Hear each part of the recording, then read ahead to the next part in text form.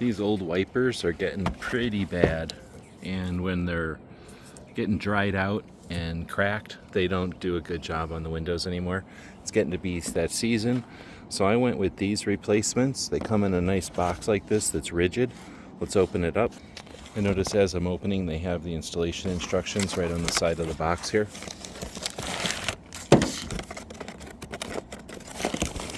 It's a set of both blades, and the way that they're in the box, they're shaped to the window. That's pretty handy. There is a message here to take off the rubber protector before use in the sealed bags that they're in. Once they're off, we can take this seal or this cover off of the rubber.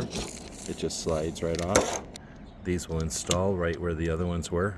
The old ones had sort of a clip to release from the hook here, and the new ones just go onto the hook.